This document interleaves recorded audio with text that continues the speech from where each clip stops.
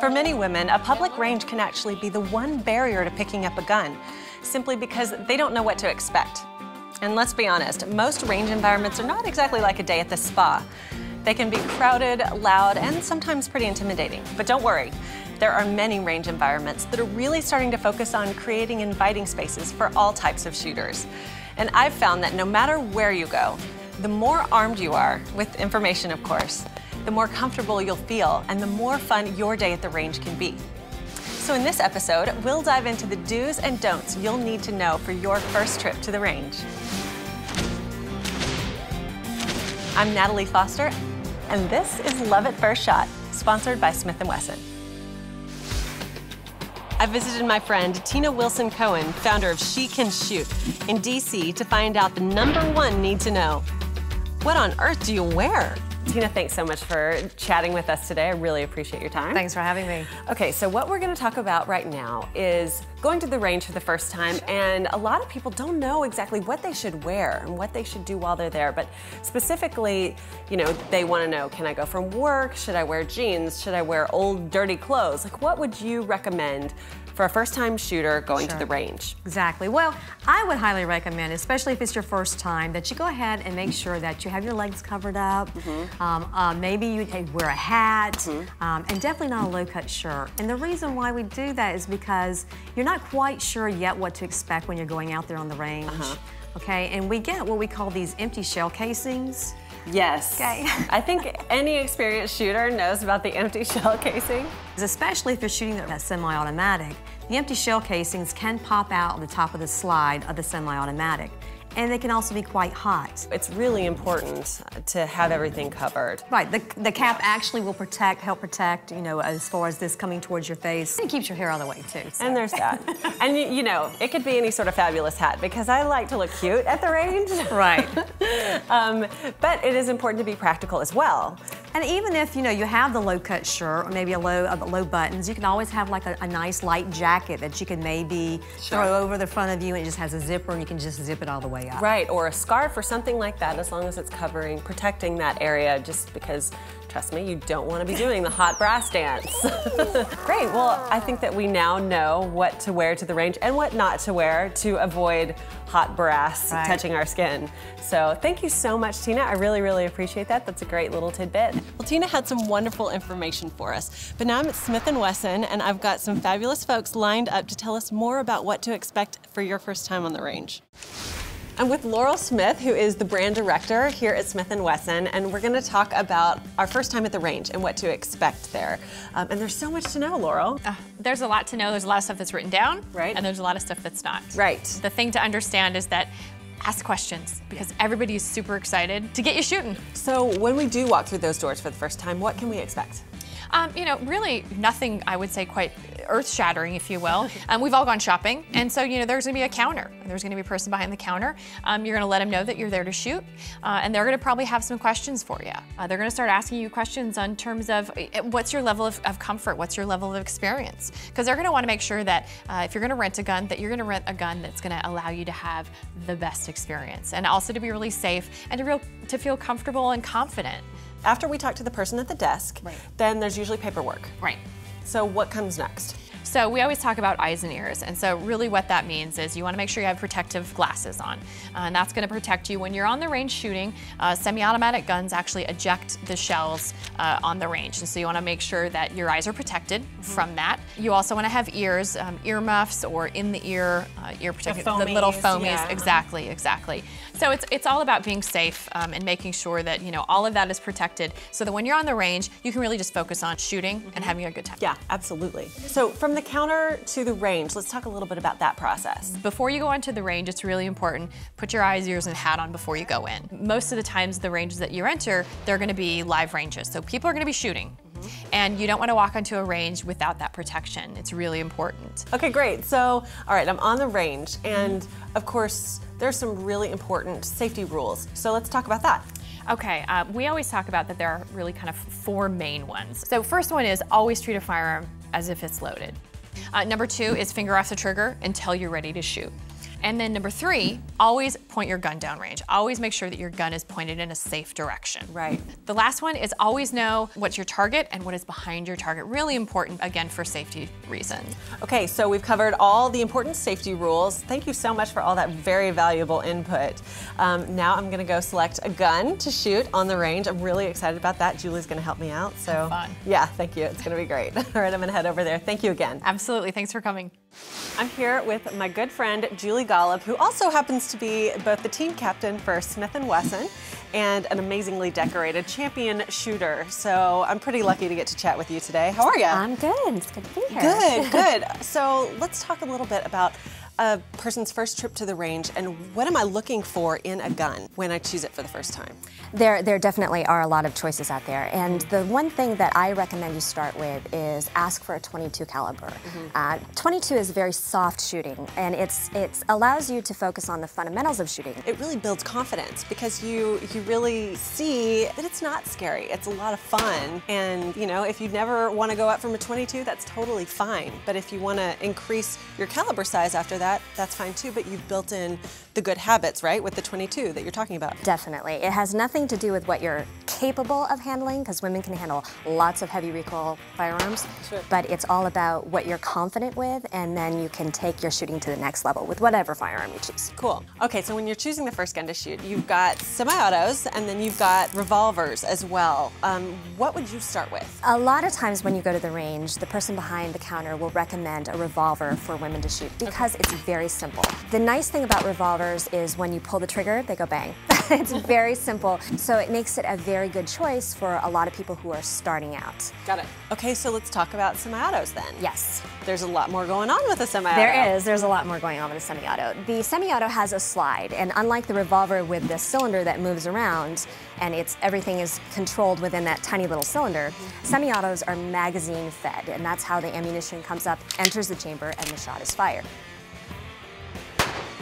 But the important thing to remember if you do choose a semi-auto is that the slide does move back and forth. So you want to make sure you have a very good grip on the gun and that your hand isn't in the way, because that thing is going to move back and forth very Okay, quickly. so when you say the slide, Yep. that's this piece right here, Yep, correct? the upper portion above the grip of the firearm. Right, so this one is going to move like that. Yes. Okay, good deal. Well, I am really excited about this variety we have, and I don't know about you, but I'm ready to go shoot. Absolutely. Let's do it. All right.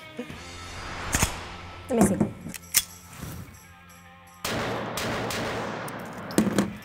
Put bump of the safety up. Put bump of the safety up. We've made it out to the range, and now we've got everything set up and ready to go. What next? Now we're just gonna set up a target.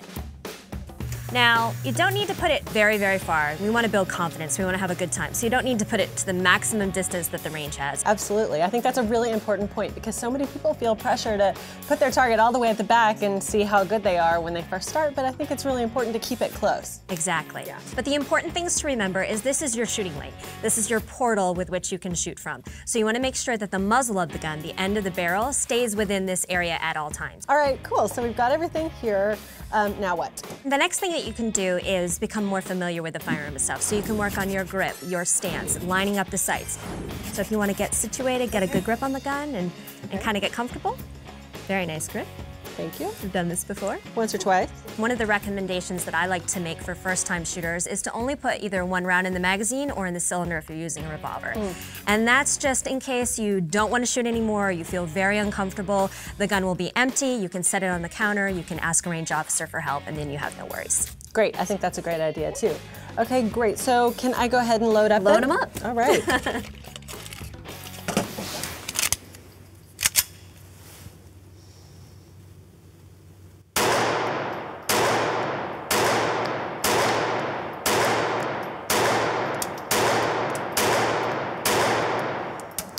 Very nice. Thank you. That is a very nice grip you have there. Thank you very much. I appreciate it. Shooting for the first time can be an intimidating experience. But with good friends and a knowledge of firearm safety, it can be a lot of fun. Awesome!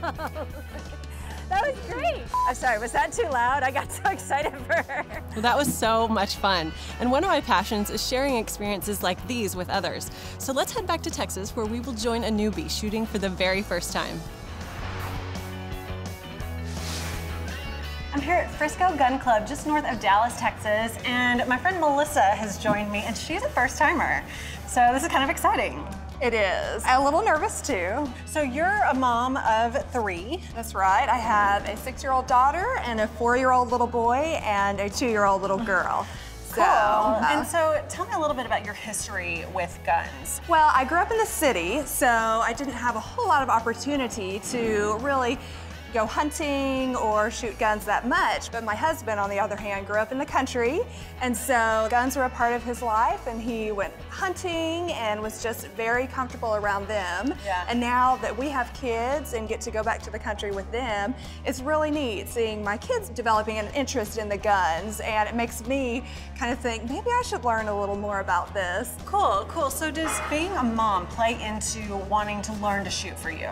Yes, definitely. You know, I am a stay-at-home mom of the 3 kids, and so there are a lot of times when I'm at home by myself, and I feel like it's my responsibility to protect them. My husband travels for his work, so I really want to do everything that I can. Cool. So it's really about protection for you, and also, you know, working with the kids, helping them be aware of what's going on, and gun safety and that kind of thing, right? Definitely. Okay, Definitely. cool. So here at the Frisco Gun Club, of course, this is an unusual type of club. They're just now starting to kind of emerge on the scene, and people are calling them guntree clubs, which I think is genius and hilarious. And I think it describes this setting very well, don't you? Yes, it's very fancy. Very nice. And it kind of plays into more of, I don't know, just a comforting space, right? Definitely something that a mom and a woman would feel comfortable in. Yeah, less intimidating. So I'm ready to go get started if you are. Yeah, let's do it. All right, let's do it. Nice. You were a total natural. Like thanks. everywhere, you know, you aimed, you hit the spot. So that was really cool. Yeah, I am kind of surprised. Well, I'm not at all. Did you find it easy, or was it daunting, or tell me about like kind of the emotions. Walk me through what happened there. I was definitely nervous at first to actually kind of pull the trigger. Huh. I feel like it's doing, you try. You just weren't squeezing it hard enough. That's okay though. But then after that first trigger pull of each gun, I realized, okay, we can do this. And then I started to think about aiming and other things after I got that first trigger pull.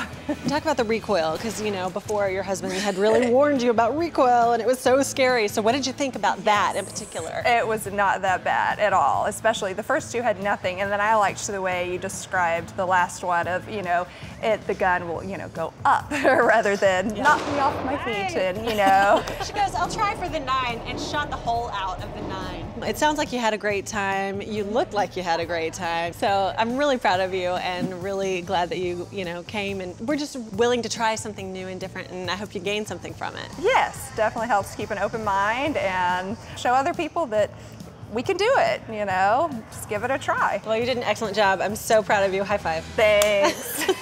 So we've spoken to the experts and we've had a great time with the first timer at the range, and now it's time to take a look at our checklist from our good friends at Cabela's. So we always talk about hot brass, right? And we really want to prevent that. So this first option is one that I absolutely love.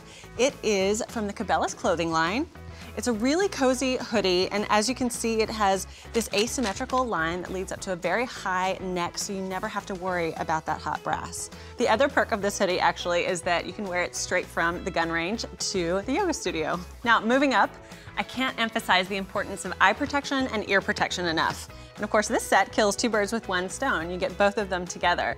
We've got the external ear protection in these muffs, and as we said, of course, you always want to try on that ear protection with your eye protection so you know they're very comfortable. But now if internal ear protection is more your speed, Cabela's has this wonderful option in this custom ear mold kits. It's got everything that you need, the instructions are all there, so you'll be good to go, and it comes in a variety of colors. I actually wear these things to the range every time. I really, really like them. And last but not least, the ever important hat. Cabela's actually carries plenty of great options in lots of different styles like these. This one, of course, is the traditional baseball cap style, and this one has more of a military bill. Either one's fine as long as you've got your face covered. So now you're all set. You're ready for your big day at the range. And we can't wait to hear all about it. So hit us up on Facebook, Twitter, and Instagram. Get out there, be safe, have fun, and we look forward to seeing you again next time on Love at First Shot, sponsored by Smith Wesson.